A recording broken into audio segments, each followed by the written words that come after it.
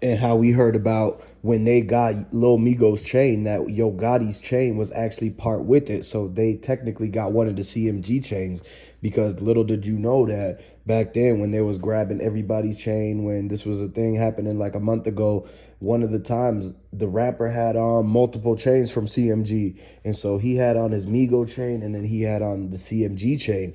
The CMG chain, he got that directly from Yo Gotti. So when they seen that and they seen the sparkles on it, and they knew exactly who it was, because the dude was trying to be disguised. He wore a coat with the hood up and the Pooh Shiesty mask and everything. So he was trying to be low key going through, trying to get to LA or whatnot, right? And then the next thing you know, that's when boom, people start, Grove Hero sees him, then people start pulling up on him. After that day that Grove Hero smacked him, it was like 2 weeks later that the people in Memphis actually pulled up on him and caught him lacking with the Lil Migo chain and the Yo Gotti chain.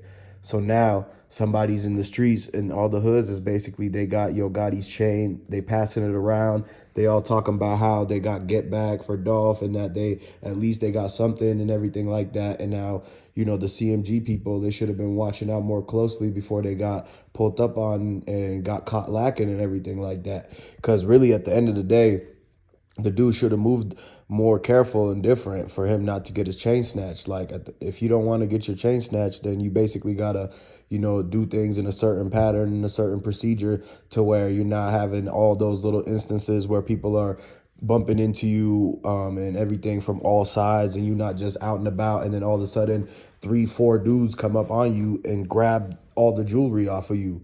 And that's basically what happened. And so now a lot of people are saying, the sources out in Memphis are saying, yeah, people are starting to actually wake up and realize what's really going on with the whole Dolph situation, and how, everything is basically connected. It's still, even though Memphis is a decently sized town, it's still a small town when you really know everybody like that, and you know all the cuts and ins and outs in the hoods.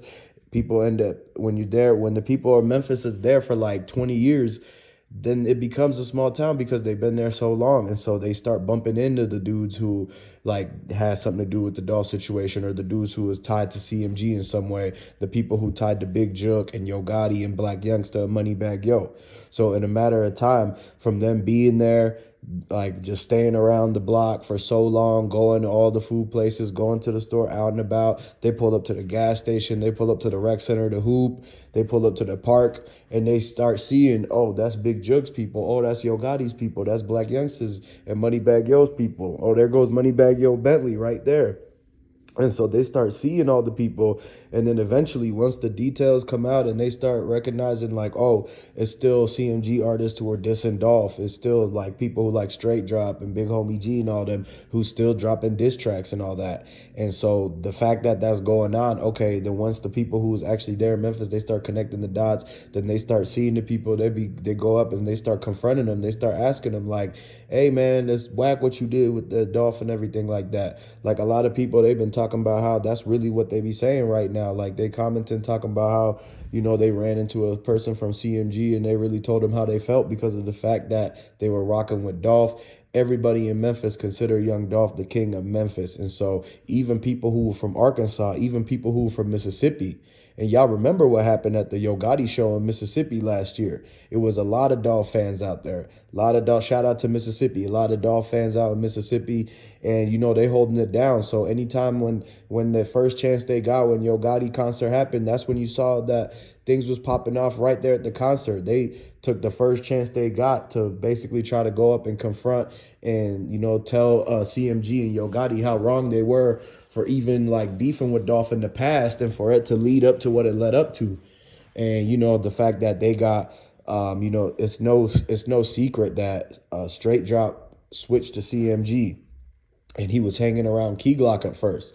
Like, Key Glock, and because he was around that whole, like, Dolph is like maybe 10 years older than all of them. And so at the end of the day, if you really look at it, Key Glock grew up with a lot of dudes who's getting their chain snatched. He grew up with the Lil Migo. He grew up with Straight Drop and Raven and all them. Like, these dudes all knew each other when they was kids, teenagers, and to now.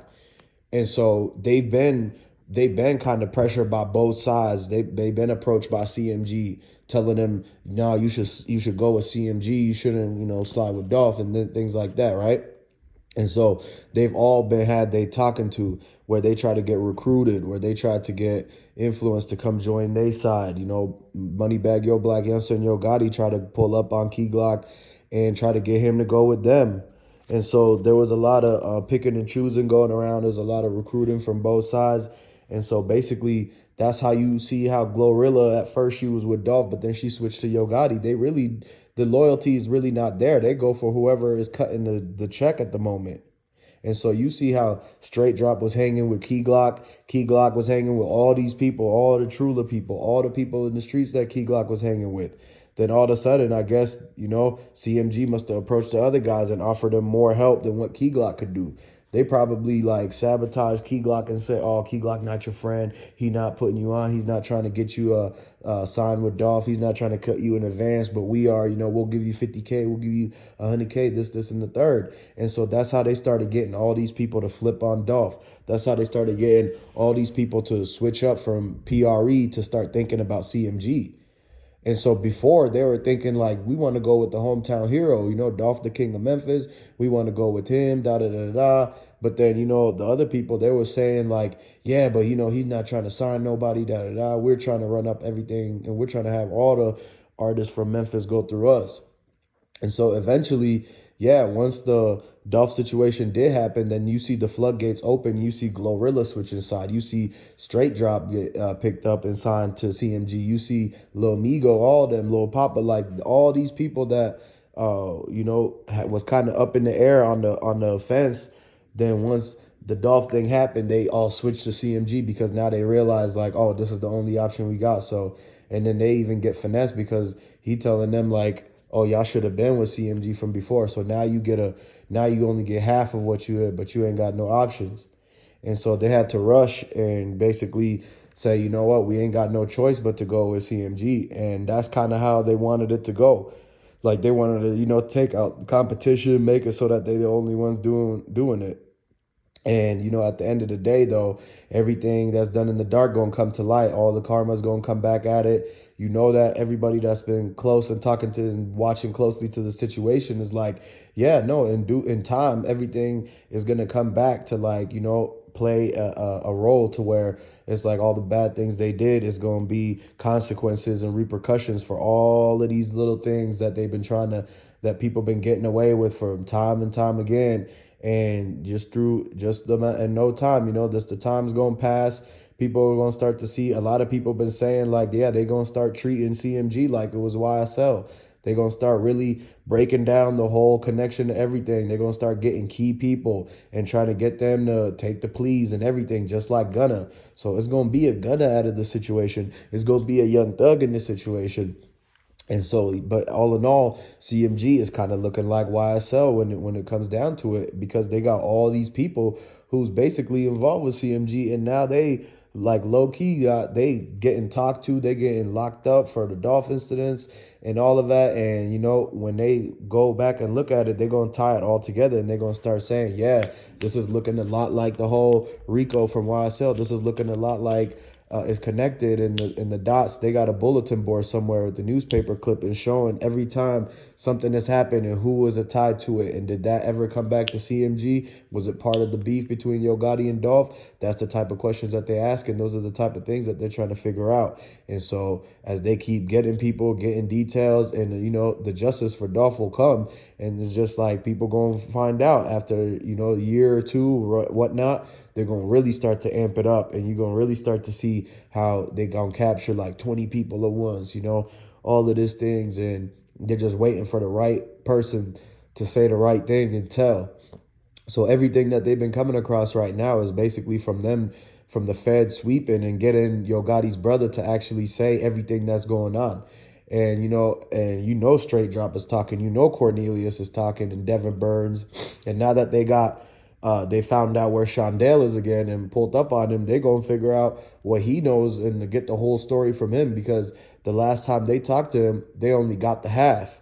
They only heard about half the stuff. They only heard what he needed them to hear to clear his name and get them to release him so he could be out again. But then once they found out what role he really played and how much he actually knows, now they're gonna circle back and spin the block again and basically get him to say all the statements so they can finish off and basically go and look for the rest of the whole people who was involved. So at the end of the day, man, go ahead and subscribe to this channel, like this video, comment down below, and I'm gonna catch you on the next one.